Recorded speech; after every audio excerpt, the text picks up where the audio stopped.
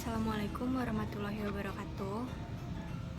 Pada kesempatan kali ini kita akan membahas tentang kenakalan remaja, yaitu alkoholisme.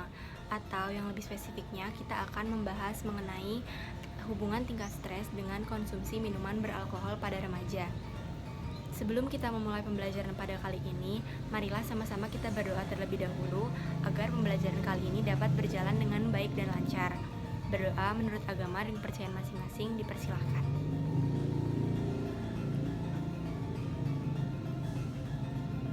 Berdoa dicukupkan.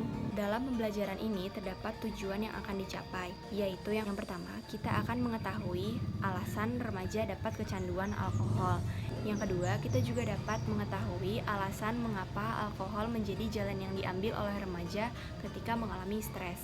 Yang ketiga, kita dapat mengetahui dampak psikologis remaja yang mengkonsumsi alkohol.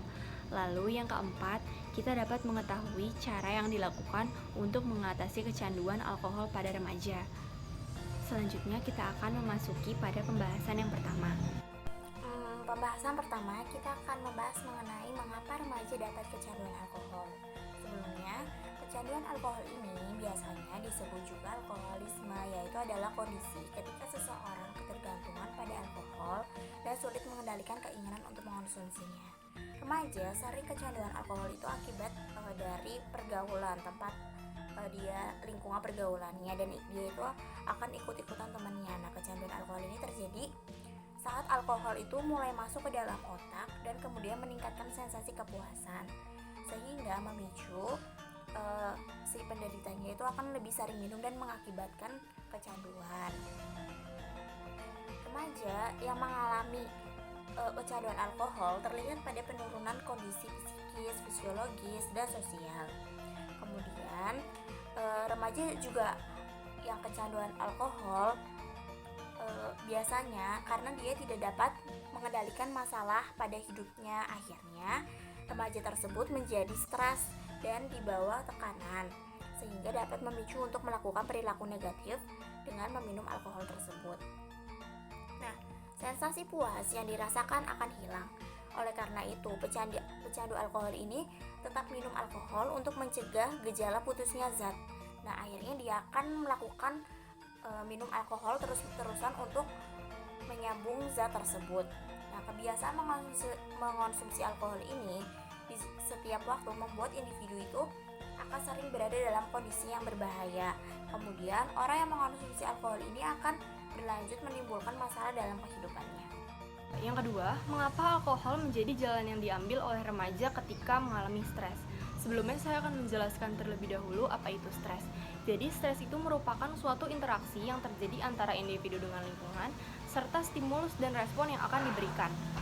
Atau dapat dikatakan bahwa stres itu merupakan suatu konsekuensi dari setiap tindakan dan situasi lingkungan yang menimbulkan tuntutan psikologis dan fisik pada seseorang, yang kemudian seseorang akan mencari suatu pelampiasan atau pelarian.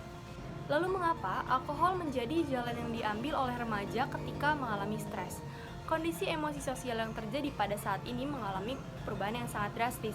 Pada saat ini, remaja cenderung untuk melakukan penyimpangan yang sangat besar, yaitu mengkonsumsi alkohol. Bagi mereka, mengkonsumsi alkohol ini sangat lumrah dan baik, seolah ketika mereka mengkonsumsi alkohol ini, mereka dapat dianggap sebagai seseorang yang keren dan macho. Selanjutnya, ketika stres, banyak orang terdorong untuk mengkonsumsi alkohol karena bagi mereka meminum alkohol ini dapat melupakan seluruh permasalahan yang ada dalam hidupnya atau dapat juga menghibur diri mereka. Bagi mereka, mengkonsumsi alkohol ini merupakan suatu hal yang cukup mudah karena tidak dapat merugikan orang lain. Berikutnya saya akan menjelaskan slide ke-7, yaitu mengenai dampak psikologis alkohol pada remaja. Yang pertama, sulit mengendalikan pikiran hingga tidak sadarkan diri atau pingsan. Kemudian perilaku agresif yang sulit untuk dikendalikan. Kemudian rasa takut yang berlebihan karena mereka dihantui rasa bersalah. Kemudian tidak ada rasa tanggung jawab. Kemudian emosi yang semakin tidak stabil atau marah-marah dengan di sekitarnya. Kemudian kecerdasan intelektual yang mereka punya dapat menurun. Kemudian kehilangan kemampuan mengendalikan keputusan dikarenakan pikiran mereka tidak berjalan dengan baik dan berbicara dengan tidak jelas. Kemudian halusinasi, yaitu sifat yang ditimbulkan oleh alkohol, di mana seseorang mengonsumsi minuman tersebut akan tidak bisa membedakan alam nyata dan alam bawah sadar. Kemudian dampak merugikan bagi orang lain yaitu perkelahian. Kemudian bisa juga menyebabkan pemerkosaan karena tidak kesadaran itu. Kemudian jika pemilik alkohol atau peminum alkohol itu berjalan bisa berkendara bisa menyebabkan kecelakaan, kemudian bisa menyebabkan bunuh diri juga. Yang keempat, cara mengatasi kecanduan alkohol pada remaja. Yang pertama, mulailah kita mendekatkan diri kepada Tuhan Yang Maha Esa agar kita dapat berjalan di arah yang benar. Yang kedua, mintalah dukungan kepada orang tua atau orang terdekat kita. Yang ketiga, lakukanlah aktivitas tanpa melibatkan alkohol. Kemudian yang keempat, berteman dengan teman yang memberikan dampak positif bagi kita. Yang kelima, rajinlah berolahraga. Dan yang keenam, lakukanlah konseling bila perlu. Kemudian yang ketujuh, lakukanlah rehabilitasi jika sudah terlanjur kecanduan alkohol. Dan yang terakhir, ikutilah komunitas atau terapi kelompok yang dapat membawa kita jauh dari kecanduan alkohol. Ya, di sini saya akan memaparkan sebuah kasus di mana terdapat 4 remaja pesta miras dioplos dengan disinfektan. 1 tewas dan 2 orang kritis. Jadi terdapat seorang remaja bernama Junet berumur 18 tahun dilaporkan tewas setelah mengkonsumsi oplosan minuman berenergi dengan disinfektan. Sedangkan 2 temannya saat ini dalam keadaan kritis.